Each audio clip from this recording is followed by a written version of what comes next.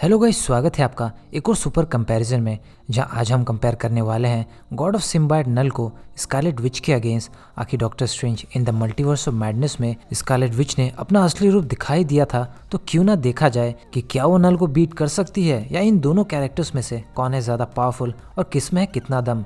तो गाइस, अब और देरी ना करते हुए चलिए अब हम इस वीडियो को शुरू करते हैं।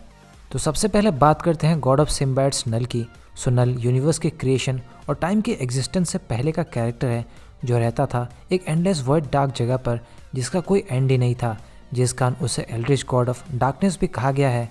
लेकिन कुछ समय बाद वहाँ रोशनी आती है और नल देखता है वहाँ सेलेस्टियल्स आए हैं जो कि यूनिवर्स के उस डार्क वॉइड को फिल करके स्पेस बना रहे थे और उसमें क्रिएशंस कर रहे थे। लेकिन नल उनके साथ टीम अप करने से मना कर देता है और डार्कनेस से एक स्वॉर्ड लाइक वेपन बनाकर सेलेस्टियल का सर काट देता है। और ये देख उन सेलेस्टियल ने उसे कैद कर दिया वॉइड में। लेकिन वहाँ नल को मिलता है वो सेलेस्टियल का सर जिस पर वो काम करता है अपने सिम्बायड वेपन के साथ, जहाँ वो उसे रीशेप और रीडिज़ाइन करता है और बनाता है ऑल ब्लैक नेक्रोसॉर्ड। और गाइस, यही जगह तो बाद में कहलाती है नोवेयर, जो एमसीयू की मूवी में हमें दिखी भी है। लेकिन साथ ही साथ वो एक सिम्बायड आर्मर भी बनाता है जो लिटरली इनविंसिबल था और फिर अपने डार्कनेस फैलाने की जंग में निकल पड़ा। दूसरी तरफ वांडा मैक्सिमोफ, जो सोकोविया में पली बड़ी अपने भाई पिएत्रो के साथ, और वहाँ जंग के हालात के कारण उसने अपने पेरेंट्स को खो दिया। मगर बैरन स्ट्रकर के साथ मिलने पर और माइलस्टोन के टच में आने पर उसकी पावर्स जाग गई, क्योंकि वो पैदा ही हुई थी केओस मैजिक के साथ, और जिन एवेंजर्स के अगेंस्ट वो थी उन्हीं के साथ टीम अप कर लेती है एट द एंड।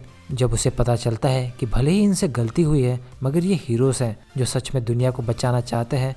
जिसके बाद वो एक के बाद एक बैटल्स लड़ी और एक्सपीरियंस गेन करती गई। वेल, अब बात करते हैं पावर्स की। सो नल गॉड ऑफ सिम्बायड्स होने के कारण वो सारे छोटे मोटे सिम्बायड तक में कंट्रोल रखता है और वो जो चाहे सिम्बायड के जरिए वो क्रिएट कर सकता है, जैसे कि ड्रैगन जो उसके लिए तबाही मचाने का काम, या कोई सा भी ऑर्डर हो वो उसे पूरा करने निकल पड़ते हैं, जिसे लिविंग अबिस भी कहते हैं। प्लस वो सुपर स्ट्रेंथ और ड्यूरेबिलिटी रखता है, जो एक इमॉर्टल बीइंग है। आखिर वो दुनिया के छठी बार खत्म होकर दोबारा फॉर्म होने के समय से लेकर अब तक मार्वल यूनिवर्स में मौजूद है। प्लस शेप शिफ्टिंग, जो खुद के मुंह को वेनम की तरह बना सकता है मगर उससे भी बड़ा और डेडली। वहीं नल ने अपने ऑल ब्लैक नेक्रोसॉर्ड्स, जो इंडेस्ट्रक्टिबल है, उसने इससे सारे गॉड्स को ही एक के बाद एक मारना चालू कर दिया था, ताकि अपने डार्कनेस का इलाका और बढ़ा सके। और यही सब करते हुए वो गॉर के प्लेनेट में जा गिरता है, जहाँ भी उसकी नेक्रोसॉर्ड्स को लेने के बाद उसका कहीं ना कहीं कंट्रोल था ही, जिस कारण ही वो गॉर को अपने तरह के डिस्ट्रक्शन करा पाया। या एडी ब्रॉक, जो वेनम है, उस पर भी, और डिलियन, एडी के बेटे, उन सब पर भी नल की इन्फ्लुएंस दिखती है। यहाँ तक कि वो अपने सिम्बायड से एक सेलेस्टियल को भी अपना स्लेव बना चुका था। दूसरी तरफ स्कारलेट विच एक मैजिकल एबिलिटीज़ वाली बीइंग है, जो पहले साइनिक एनर्जीज का यूज़ करती थी पावर ब्लास्ट के लिए या खुद को लेविटेट करने के लिए। लेकिन जब बाद में उसे अंदाज़ा हुआ कि वो सिर्फ वांडा नहीं बल्कि स्कारलेट विच है और उसने डार्क होल्ड का यूज़ किया, तब वो इनविंसिबल ही हो गई थी। आखिर वो chaos magic, dark spells, dream walking जैसी एबिलिटीज़ को अनलॉक कर गई थी, जो उसे ओपी बनाता है।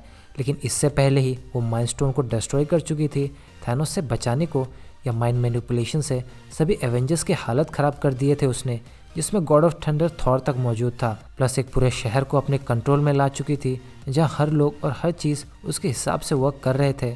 यहाँ तक कि वो अपने 2 बेटों और विजन तक को क्रिएट कर चुकी थी। साथ ही जो अगाथा पावर ब्लास्ट से और पावरफुल होती थी, वो भी ज़्यादा देर तक टिक नहीं पाए, जिसकी सारी पावर से स्कारलेट विच ले लेती है और उसे स्पेल में डालकर अपनी रियलिटी तक को भुला देती है। या फिर उसका सेंक्टोरम का अटैक, जिसने सभी प्रेजेंट रहे को ही मार दिया, या डॉक्टर स्ट्रेंज की मिरर डायमेंशन तक को तोड़ चुकी थी, जो लिटरली बहुत ही ओपी मोमेंट है। और एट द एंड उसका ड्रीम वॉकिंग, जिसने सारे इल्यूमिनाटी की ही बजा के रख दी, जहाँ चार्ल्स की माइंड मैनिपुलेशन काम नहीं आई, ब्लैक बोल्ट का तो मुंह ही गायब हो गया और रिचर्ड भाई की तो नूडल्स ही निकाल के रख दी। तो अब बात करते हैं वीकनेस की। आखिर कोई कितना ही बड़ा खिलाड़ी क्यों ना हो, वीकनेस तो होती है।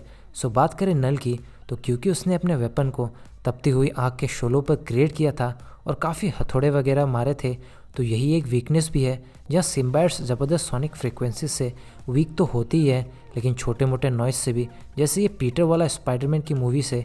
प्लस वो आग से डरते हैं क्योंकि उसे भी वहाँ तड़पाया गया था, और तो और वो गॉड ऑफ डार्कनेस है, तो लाइट भी एक बड़ी प्रॉब्लम है उसके लिए, जो उसे वीक कर ही देती है। वैसे ही कुछ अच्छी बातें जैसे लव, वर्च्यू, नोबिलिटी, प्राइड जैसी अच्छी अच्छी बातें अगर उसके हाइव यानी उसके कंट्रोल करने वाले कनेक्शन के ऊपर अटैक किया जाए तो वो भी उसे वीक करके उन्हें उसके मैनिपुलेशन से फ्री कर देते हैं। वहीं स्कारलेट विच को सिविल वॉर में कुछ ऐसे बांध करके रखा गया था जिससे कि उसकी पावर्स यूज़ करने की एबिलिटी ख़त्म हो जाती है, या फिर उसके ऊपर ज़बरदस्त अटैक और अगर सही जगह पर लग गया तो उसका खेल वहीं ख़त्म हो जाएगा। आखिर वो एक नॉर्मल बीइंग है जिसकी ह्यूमन लेवल की ड्यूरेबिलिटी है बिना पावर शील्ड के, प्लस उसकी मेंटल स्टेबिलिटी जिसे अगर अनस्टेबल कर दिया जाए तो भी फुली कॉन्सेंट्रेट ना कर पाने के चलते वीक हो जाएगी वो, और फिर उसके अगेंस्ट जाना काफ़ी हद तक इजी हो जाएगा। प्लस सोनिक फ्रीक्वेंसीज जैसा कि वार मशीन यूज़ करता है जिससे भी वो रुक सी गई थी, या फिर शॉक वाले एरोस हॉकाई की भी जो उसे अनस्टेबल करके रख दे, या फिर ज़्यादा ही पावरफुल हो तो में भी ह्यूमन लाइक बॉडी होने के कारण उसका खेल भी ख़त्म हो सकता है। सो अब बात करते हैं रिजल्ट्स की। तो यार देखो, नल एक एल्ड्रिच गॉड है जो वांडा के जन्मों जन्मों से पहले से एग्जिस्ट करता है। उसके पास इन्फाइनेट लेवल की एक्सपीरियंस तो है ही जिसका मतलब, प्लस नल ने गॉड्स और सिलेस्टियल्स तक का खात्मा चालू कर दिया था स्पेस एंड टाइम से, तो उसके सामने एक ह्यूमन बॉडी वाली वांडा क्या ही चीज़ है।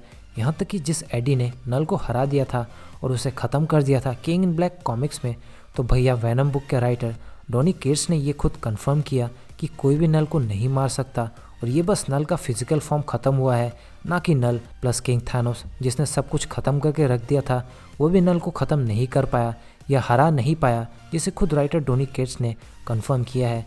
प्लस थॉर का तगड़ा म्योल्निर हिट नल के ऊपर और उसका उससे भी हील हो जाना, यह सारे गॉडलाइक कैरेक्टर्स के लिए भी नल को रोकना मुश्किल हो रहा था। तो लिटरली नल कितना पावरफुल है और वो कैसे स्कारलेट विच को हरा सकता है आप तो समझ ही गए होंगे। दूसरी तरफ ये भी कहना गलत नहीं होगा कि स्कारलेट विच भले ही नल को ना मार पाए मगर वो भी उसे बीट कर सकती है या फिर कहीं कैद कर सकती है। आखिर उसके पास डार्क होल्ड का एक्सेस है, ड्रीम वॉकिंग जैसी कैपेबिलिटी या माइंड मैनिपुलेशन, जिससे कि वो उसके सिम्बाइट को ही उसके खिलाफ कर सकती है।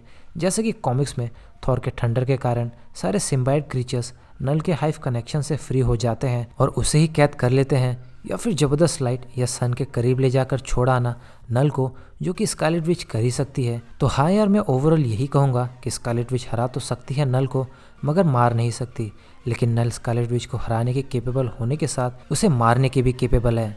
तो गाइस, ये थी वीडियो नल वर्सेस स्कारलेट विच की एक सुपर कंपैरिजन। सो अगर आपको ये वीडियो अच्छी लगी हो तो वीडियो को लाइक और शेयर करें, साथ ही कमेंट करके बताएं आपको कौन सा कैरेक्टर ज़्यादा पावरफुल और अच्छा लगता है, और अगली सुपर कंपैरिजन किस कैरेक्टर की देखना चाहेंगे आप। और ऐसे ही ऑसम और इंटरेस्टिंग वीडियोस देखने के लिए इस चैनल को सब्सक्राइब करके बेल आइकन को ज़रूर प्रेस करें। तो गाइस, मिलते हैं बहुत जल्द अगली वीडियो में, तब तक के लिए बाय।